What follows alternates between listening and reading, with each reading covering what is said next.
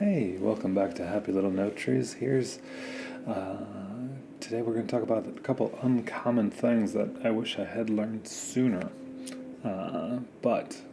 So let's do three, because otherwise, that becomes long-winded and a little too much. But oopsie daisy, where did my footage go? There it is. So the first thing that I wish I had learned sooner is in Davinci Resolve. You're not just limited to a stock CST, and I've done a couple of videos on that, but have fun and choose your DRT wisely, because this is the first thing that completely affects your image when it's going out to your display, and that's how you're grading everything underneath. You're doing all your balancing, you're doing all your windows, you're doing everything underneath your output. And so different DRTs, like this is Open DRT, we started with JP2499. The stock CST in Resolve tends to not be as good as it could be.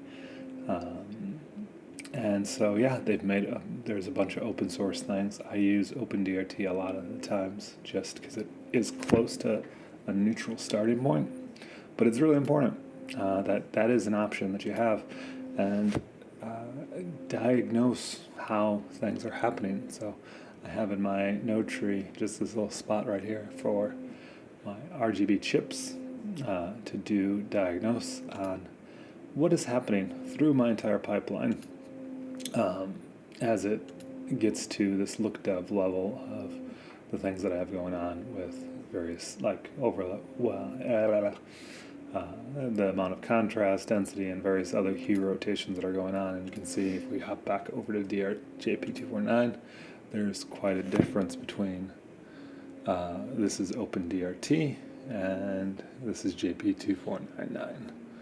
OpenDRT. So that is the first thing that is happening to your image once you've set up your entire node tree and put it into a working space from camera space and out to your display space. So all the decisions you make are based on what you're looking at. And so knowing that you can choose more than just what is stock in Resolve, especially if you're on Studio, and pull in some DCTLs that are open source ways to get to your display. Very, very fun thing I wish I had learned sooner.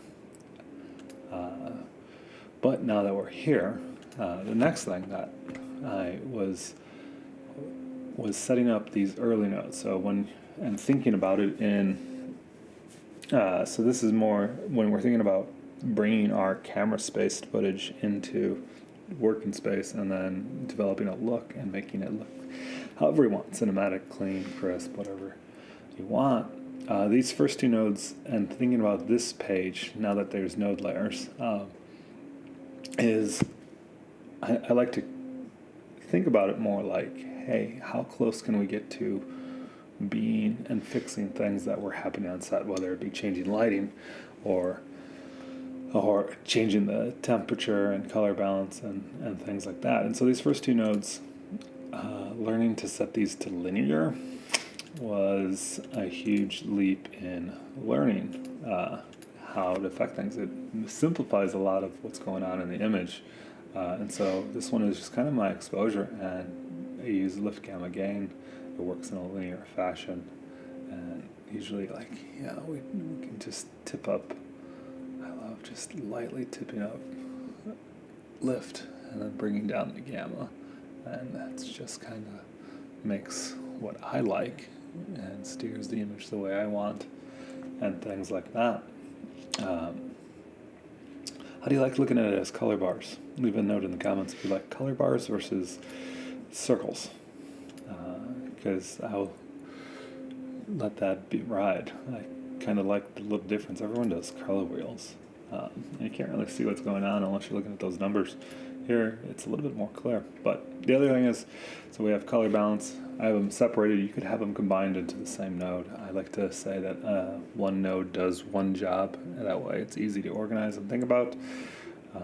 And so, we're going to just steal our color balance around. Over here, a lot of times it's just doing it on gain, so it works on more of a broader swath of the image when you're working on gain. and you're on a razor's edge if you touch anything else in the low end.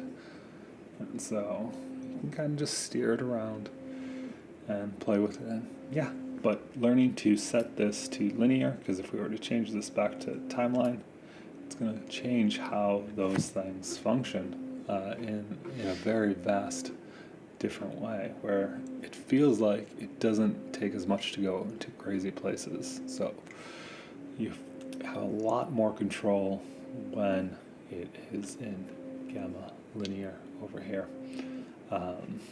The third thing that this is kind of an extension of that is setting your Lum mix to 0. So if we were to push, we're in gamma linear, if we just push this around like that, and yeah, you can see what the difference is when we just type that in. So Lum mix is making a huge difference to the image. Just be a little crazy here. And change that back to 0. And you'll see a difference.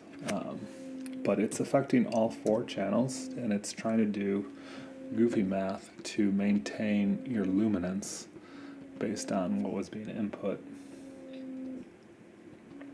And it, on one hand, feels slightly more intuitive to things like we just crank that and then just go 100. You can see how it dims it. It just has an effect that it's like, hey, you can bring that luminance and adjustment back in by what you're doing with your exposure and your contrast. You don't need it when you're doing your color balance and that it's doing math. I'd rather just steer the colors where I want. But yeah, learning that there's actually a drop-down setting. So if we just tap over, we'll change the view. So you can see better what we're talking about in your project settings. That you can set that to default to 0 versus defaulting to 100. But yeah, setting that up in your project settings so you never have to remember to do that, because you can always dial it back in. But if it's there, you're going to forget that it's turned on, and so sometimes you have issues with your image, and that's no fun. Nobody wants that. That makes a sad tree. So setting that in your preferences as an option, very, very fun thing to learn and know that you can do. The fourth thing, since I have time, since I was setting a little timer for myself to stay relatively quick today, is now that we're over here, making power grades is a very important thing, but a lot of times, like you can see here, it's a big mess of your stills that you've captured, whereas like here it's very clean and it has labels, and you don't have to do anything fancy. You just go over to the edit page and pull down any old basic text over the top and pull in. The other thing I'll pull in sometimes, depends what my image looks like, is just a solid color generator. And just go back over. We're going to go over here and just say, hey, solid color generator. We're going to just put you at an opacity of 50 so we can still see our image behind it so it looks cool. Title, we're going to say Powergrade label. Cool. And you can do anything you want. You can make it be whatever font you want, because that's your prerogative. Just make it look cool.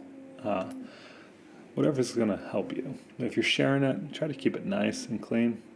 But then in the color page, you just select your image. Here's my grade that we had going on. And you can see we're not selecting that, but it's already labeled over the top. And when we go to grab the still, it comes with that label on the picture. Nothing to it. Learning that trick was very nice to starting to, when I make things that I want, I can clearly, easily say, hey, I want my 4-layer blank slate. I want to pull in this and put in my ramp and do various things like that. when I want various things, but it's easy versus trying to find the names, the labels, or you don't have to then go in and label your gallery stills to label what that was. But you know, shapers, these are fun. These are from Mononodes. I love them. They do a lot of fun things. But anyways, that is for a different day to talk about those guys and how I use them. But yeah, being able to label your stills by just putting a text node over the top. I've seen other people go to different places and folders and things, and then you just put it in a Powergrade folder. It's a lot of fun. Anyways, until next time, I've had fun talking about these, actually now 4 little tips of what I do all the time. Choose your DRT, set your Lum Mix to 0, set your gamma in